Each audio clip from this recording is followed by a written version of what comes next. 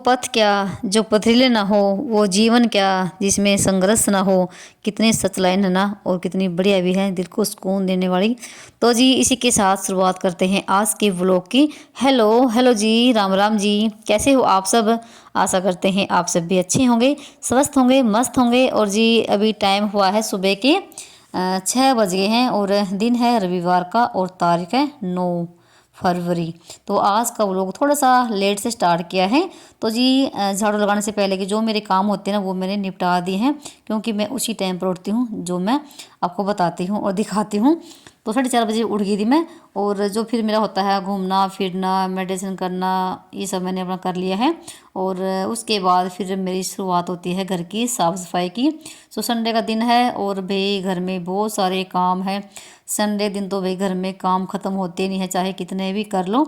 तो मैंने सबसे पहले तो भी झाड़ू लगाई है पूरे घर में, अंदर से लेके बाहर तक, और गेट के बाहर भी मैंने झाड़ू लगा दी है। और अभी मैं सिर्फ ना रैंप ही धोऊंगी, क्योंकि मैंने शनिवार के दिन ना आंगन धोया था रगड़ रगड़ के। पर आज बस मैंने रैंप को धो दिया है, और यहाँ पर गेट के बाहर भी पानी छिड़क दिया है, क्योंकि सुबह सुबह गेट के बाहर पानी छिड़कना भाई बहुत ही अच्छा लगता है। आपने देखा भी होगा ना, जैसे सुबह सुबह ना बाज़ारों में दुकान खुलती है ना मार्केट में, तो लोग झाड़ू लगाते हैं अपने दुकानों के आगे, और फिर पानी भी छिड़कते हैं, है ना। देखने में कितना अच्छा लगता है ना। ये पता चलता है कि हाँ आपने घर के बाहर ना सफाई कर दी है। पानी छिड़कने के बाद ना एक अलग ही दिखता है। और ना अभी अंधेरा है, और मेरी साफ़ सफाई घर की हो चुकी है, तो पोछा मैं बाद में लगाऊंगी। तो यहाँ पर ना जैसे दिन तो भाई 7 बजे के आसपास में निकलेगा, पर ठंड बहुत ज़्यादा होती है। तो देख लीजिए अभी 6:30 बज गए हैं, और मैं अभी नहाऊंगी और बाथरूम साफ़ करूंगी। तो यहाँ पर मेरा पानी डल रहा है, तो वॉश बेसिन को साफ़ कर दिया है। तो नहाने से पहले मैं बाथरूम भी और टॉयलेट भी साफ़ कर देती हूँ। और एक बहन का कमेंट था कल वाली वीडियो में, वो पूछ रही थी कि आप ना टॉयलेट बाथरूम करने के बाद सिर धुलते हो क्या। तो नहीं भाई, मैं सिर नहीं धुलती हूँ टॉयलेट बाथरूम साफ़ करने के बाद। देखो भाई, बाथरूम तो हम डेली साफ़ करते हैं, मैं तो डेली साफ़ करती हूँ, मैं टॉयलेट को भी और बाथरूम को भी। वैसे हमारे जैसे ज्वाइंट है ना, तो मुझे डेली साफ़ करना पड़ता है। और वो अपना देख लीजिए आपके यहाँ से रोज़ धुलते हैं कि नहीं धुलते हैं भाई।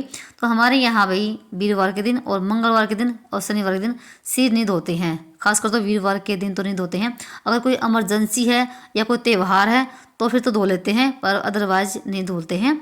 और भाई हर जगह के रीति रिवाज अलग अलग होते हैं, पर हमारे यहाँ सिर नहीं धोते हैं 2 दिन तो बिल्कुल भी। और मैं अपना नहाकर आ गई थी, और मैंने अपनी कंघी वगैरह भी कर ली है। और मेरे से पहले केशव पापा नहा लिए हैं, आज वो घर पे ही हैं फिलहाल। तो वो कहते थे कि मैं घर पे रहूँगा आज पूरा दिन, और फिर वो भाई चले भी गए थे, थोड़ा लेट से ही गए थे।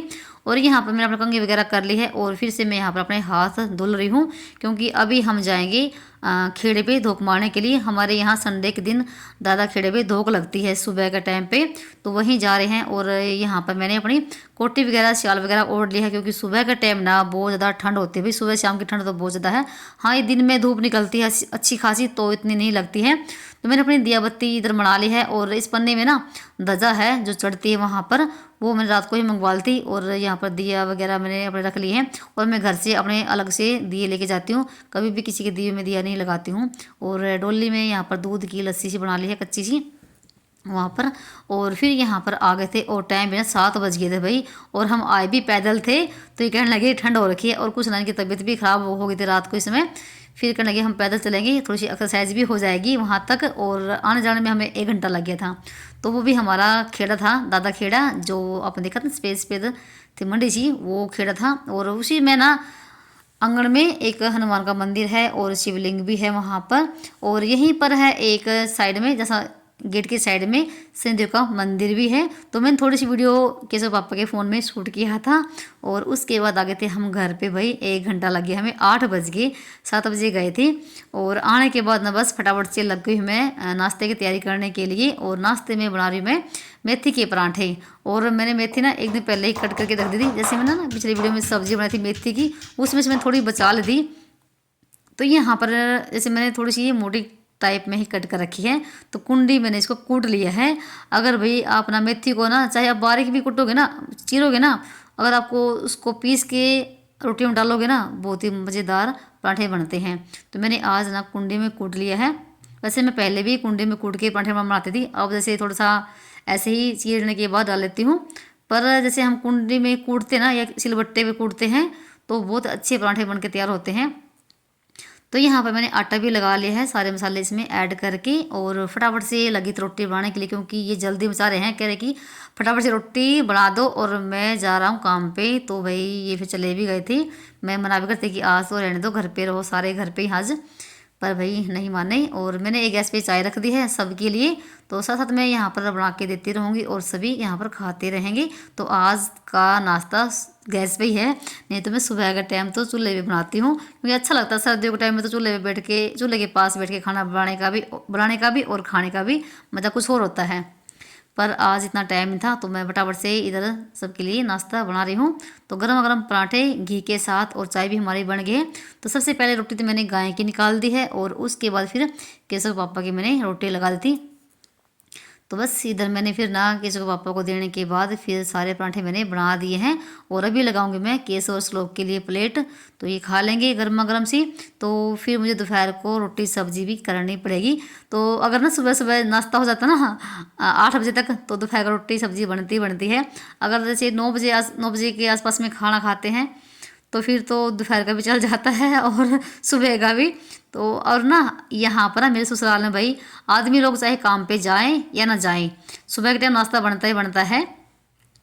बच्चे तो देखो जो जिस दिन छुट्टी होती है नहीं खाते सुबह के टाइम पे, वो तो थोड़ा लेट से ही खाते हैं। पर आदमी लोग ना यहाँ पर सुबह के टाइम नाश्ता कर लेते हैं, 7 बजे तक चाय नाश्ता हो जाता है। यानी कि सब्जी के साथ खाएंगे, घी के साथ, मलाई के साथ, और चटनी साथ में हो और चाय हो, ये होता है नाश्ता यहाँ का। और मेरे मायके में भाई थोड़ा लेट से ही खाना खाते हैं, जैसे सुबह चाय पी लेंगे और 9-10 बजे के आसपास में रोटी सब्जी करके खाना खाते हैं। पर यहाँ का थोड़ा अलग है, इसलिए मुझे आदत नहीं है सुबह रोटी खाने की, मैं भी थोड़ा लेट से ही खाना खाती हूँ। और उसके बाद फिर मैंने भी अपना नाश्ता कर लिया था धूप में बैठ के, और फिर लगी थी अपने काम पे। सबसे पहले तो मैंने बर्तनों का काम निपटाया है, बर्तन मेरे बहुत सारे हो गए थे, और आज मैंने थोड़ी सी ना रसोई की डीप क्लीनिंग कर दी है।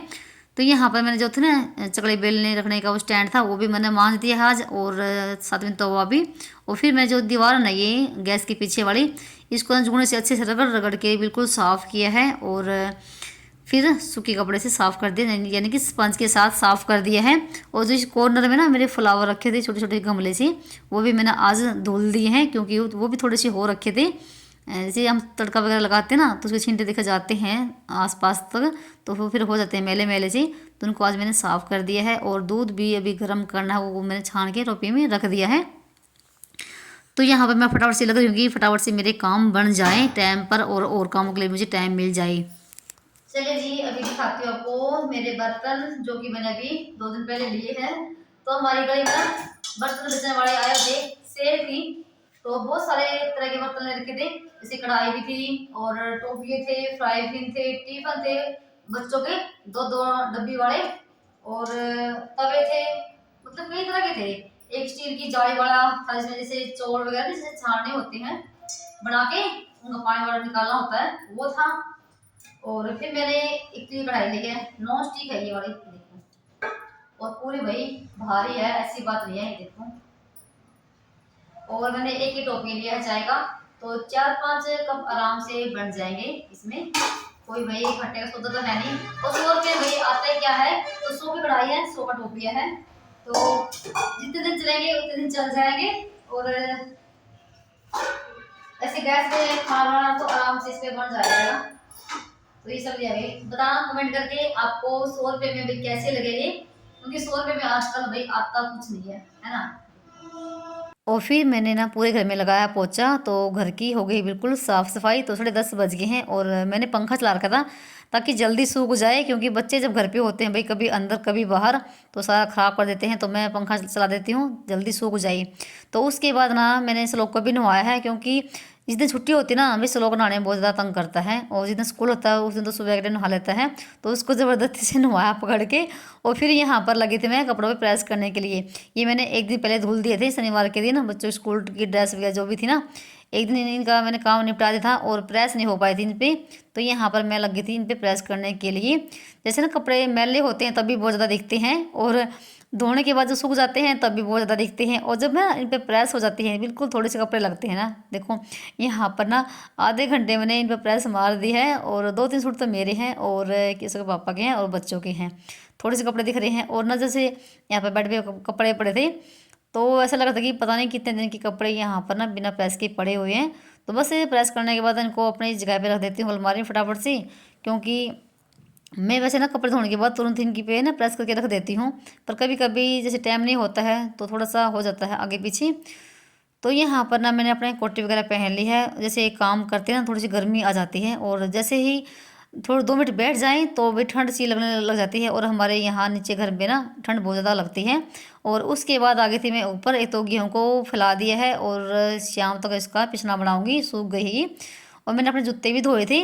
और यहाँ पर मैं कर रही हूँ स्लो के बालों में मालिश, क्योंकि संडे के दिन मैं बालों में मालिश ज़रूर करती हूँ बच्चों के, और करनी भी चाहिए भाई, सर्दी हो चाहे गर्मी हो, पर मैं मालिश करती हूँ। और तेल भी मैं इनके बालों में खुद ही लगाती हूँ तसल्ली से।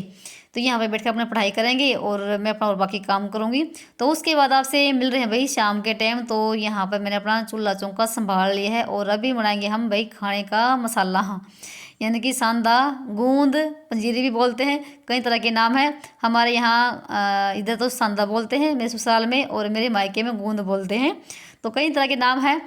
तो यहाँ पर जैसे ना ये वैसे ना ये वाली वीडियो भाई एक 4-5 दिन पहले की है। जैसे मैंने आपको एक वीडियो में दिखाया भी था कि इस लोगों ने सारे गोले निकाल दिए, कद्दूकस कर दिए हैं। तो 1.5 किलो गोले हैं, और जैसे ड्राई फ्रूट हैं आधी आधी किलो, तो काजू है और बादाम है, और मगज है, पोस्त है, और गूंद है, और 4 किलो के आसपास में घी भी है, और 4 पैकेट मैंने ये खांड के मंगवा रखे हैं। और साथ में मैंने अंगीठी में आग लगा ली है, और घी चढ़ा दिया कढ़ाई में, तो ये गर्म हो जाएगा जब तक मैं ये खांड को छानूंगी। वैसे तो देखो पैकेट में बड़ी आती है, फिर भी मैं छान लेती हूँ। तो मैंने ना 3 पैकेट डाले थे, और ये एक पैकेट किलो किलो का है, और 2.5 किलो के आसपास में, 2.5-3 किलो के आसपास में आटा भी था। वैसे मैंने थोड़ा सा आटा तो भून के रखा हुआ है, और थोड़ा सा वैसे हम फिर बाद में घी में भून लेंगे। तो घी हमारा गर्म हो गया था, और मैंने सारी खांड ना तसले में छान ली है। तो सबसे पहले तो भाई आप ना खांड को छान लीजिए, सबसे पहले तो जिस चीज़ में आप बना रहे हो। तो यहाँ पर ना तेल ना सॉरी घी गर्म हो गया था, और मैंने यहाँ इधर डाल दिया इसमें ये गोले जो हमने कद्दूकस करके दी। तो मैं सारे घी में से निकालूंगी, जितने भी ड्राई फ्रूट है सारे घी में से निकाल लेंगे, और जो ये गोले हैं ये भी हम घी में से निकाल लेंगे। मतलब कि करारे करारे कर लेंगे, 5-5 10 मिनट घी में डाल के और निकाल लेने हैं, जैसे अभी मैं निकाल रही हूँ। तो भाई हमारे यहाँ भाई ऐसे ही सांदा या गूंद बनाते हैं, और मैं तो इसी तरीके से बनाती हूँ। और कोई कोई भाई सारे मिक्सी में पीस के भी बनाते हैं, मिला लेते हैं, वो पंजीरी बन जाती है। पर हाँ भाई हाँ, इसी तरीके से मैं बनाती हूँ, और बहुत ही बढ़िया बनता है। और यही तो राज होता है भाई हरियाणा के लोगों का, खाना पाना ऐसा ही है, बिल्कुल देसी खाना। और तभी हरियाणा के लोग भाई तंदुरुस्त दिखते हैं, बिल्कुल बहादुर। तो और मेरे घर में भाई घी खाते हैं सारे, जैसे मेरे बच्चे चूरमा भी खाते हैं, और मैं चूरमा भी बनाती रहती हूँ। और उसके बाद ना मैंने सारे गोले घी में से निकाल लिए हैं, और फिर से मैंने इसमें घी डाल दिया है। तो 2 किलो का ये डब्बा है, और 1.5 किलो के आसपास में पहले मैंने कढ़ाई में घी डाल रखा था। तो फिर से घी गर्म होगा, और जो भी ड्राई फ्रूट है ना, ये काजू बादाम है, सारे हम घी में से निकाल लेंगे। और ये वो है ना शायद पोस्त था, ये जो बीज से होते ना बिल्कुल बारीक बारीक से, खुद शायद पोस्त बोलते हैं, वही था। और मैंने यहाँ पर अभी घी गर्म होने के बाद ना ये डाल दिए हैं मगज, मगज ही बोलते हैं शायद इनको ना, जो खरबूजे के बीज होते हैं मुझे पता भी नहीं इतना, मैं इनके नाम भूल जाती हूँ। तो मैं इनको भी मैं घी में से निकालती हूँ। ये घी में डालने के बाद ना फूल जाते हैं जो बीज होते हैं ये, जिनको हम खरबूजे के बीज बोलते हैं ना, मगज होते शायद ये ना, ये देखो ये फूल गए हैं घी में डालने के बाद। और ना अगर आप ना इस तरीके से अगर ना गूंद बनाओगे ना भाई, बहुत ही टेस्टी लगता है। वैसे ही हमारे यहाँ ना हरियाणा में डिलीवरी के बाद ना जच्चा को देते हैं खाने के लिए, ये ऐसे ही बनाते हैं, इससे थोड़ी सी तंदुरुस्ती आती है। और भाई हमारे हरियाणा में भाई घी बहुत ज़्यादा खाते हैं, इसलिए बोलते हैं हरियाणा का खान पान अलग है सभी से। तो भाई उसके बाद ना मैंने फिर से ये जो ना बादाम भी निकाल लिए हैं, जो मैंने ना कट कर रखे थे चक्कू के साथ, थोड़े से मैंने फोड़ भी लिए थे। और मिक्सी में हम भी इसको पीसते हैं, हम ऐसे ही इनके ना 3-4 टुकड़े कर लेते हैं एक बादाम में से। तो इनको मैंने घी में से निकाल लिया है, बिल्कुल गरम गरम बिल्कुल करारे हो गए थे। और उसके बाद फिर मैंने यहाँ पर ना काजू डाल दिए हैं, काजू भी हमने कट कर रखे थे बिल्कुल बारीक बारीक से, और ऐसे ही खाने में बड़े लगते हैं। तो इसको भी हम ऐसे ही करारे करेंगे। और जो भी आप ड्राई फ्रूट ना घी में से निकालोगे ना डाल के, तो बहुत ही अलग ही स्वाद आता है इनका। तो यहाँ पर मैंने काजू भी निकाल ली हैं, और सबसे लास्ट में हम डालेंगे गूंद जो होता है ना, वो ना घी में डालने के बाद ना फूल जाता है। ये देखो शायद ये पता नहीं 100-150 ग्राम होंगे, ये इतना ही था, ये शायद मैंने पूछा भी नहीं इनसे, इतना ही है ये 100-150 ग्राम ही है ये। देखो यहाँ पर ना सूखा था बिल्कुल ये। अगर गिल्ला हो ना तो उसको आप सुखा लीजिए, पर ये बिल्कुल सूखा था और घी में डालने के बाद ना देखो ये फूल गया है बिल्कुल। और कोई कोई क्या करता है इस बूंद को जैसे ना घी में से निकालने के बाद ना पीस लेते हैं। तो जैसे हम बाद में इसको मिलाएंगे ना तो ये अपने आप ही फूट जाएगा इसमें मिलाने के बाद। तो देखो यहाँ पर ना बिल्कुल डालने के बाद ना फूल गया है और टेस्ट अलग का अलग आता है। तो हमने सारे ड्राई फ्रूट इसमें से घी में से निकाल लिए हैं और सबसे लास्ट में बारी आती है आटे को भूनने की। तो यहाँ पर मैंने घी में ना आटा डाल लिया है। तो ये भाई किलो से भी कम होगा मैं डाला था तब ये, और किलो के आसपास मैंने भून के भी रखा हुआ पहले से ही बिना घी का। उसको भी हम मिलाएंगे। और यहाँ पर ना हमारी लगभग सारी तैयारी हो गई है। और फिर मैंने जो घी था वो भी हमारा भून चुका था, वो भी मैंने डाल दिया है इसमें। और फिर से मैंने थोड़ा सा और घी गर्म करके डाला है ताकि कम ना पड़े। और इसमें 3 किलो घी भी चला गया है आराम से। और बस उसके बाद नंबर आता है इसको मिलाने का अच्छे से भाई, क्योंकि नीचे खांड पड़ी है। और मैं सिर्फ तीन तीन पैकेट तक खांड के डाले थे, एक पैकेट मैंने बचा लिया है ताकि कहीं ना मीठा ना हो जाए ज़्यादा। और वो आप ना भाई अपनी मर्जी के अनुसार देख लीजिए आपको कितना मीठा पसंद है। अगर आपको मीठा कम पसंद है तो आप थोड़ा कम डाल लीजिए। और ना इसमें खांड ही डलती है, बूरा वगैरह नहीं डलता, क्योंकि देसी खांड होती है ना वो ठीक रहती है, वो डाली हमने। और इसको मिलाने का काम ना कैसे पापा ही करते हैं और मैं उनका वेट करती कि वो आ जाते और फिर थोड़ी सी हेल्प हो जाती। पर वो आए उस दिन बहुत ही लेट थे। तो मैंने ना जैसे ना आटा में थोड़ा कम लगा था तो फिर से मैंने और आटा डाला है जो मैंने पहले ही भून के रखा हुआ था। तो 2 किलो आटा मैंने इसमें डाल दिया है। और 1.5 किलो जैसे गोले थे, आधी आधी किलो काजू बादाम थे और वो मगज पोस्त ये सब थे बस। ये और 100-150 ग्राम जैसे गोंद था, वो इतना था। तो ये सब था भाई। और 3 किलो घी था। तो मैंने आपको दोबारा से बता दिया है। और भाई इसको मिलाने में मेरे ना हाथ दुखने लगे थे क्योंकि कुछ तो गर्म भी था।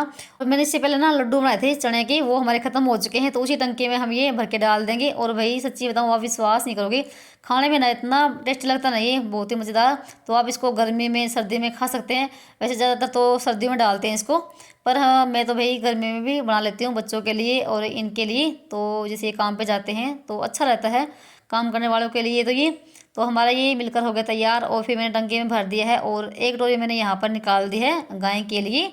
तो ये देखो अभी दिखाते हैं, देखो टंकी आधे से भी ऊपर है ये। तो ये भाई खा लेंगे बच्चे, और कैसे को तो ये पसंद है पर लोगों को नहीं खाता भाई ये। चलिए भाई हमारा ये भी काम हो गया है। और मैंने आरे में रख रखी थी दाल मूंगी और मसर की, तो दाल भी हमारी बन चुकी है शाम के लिए। चलिए मिलते हैं एक और नए व्लॉग में, तब तक के लिए बाय बाय, राम राम जी।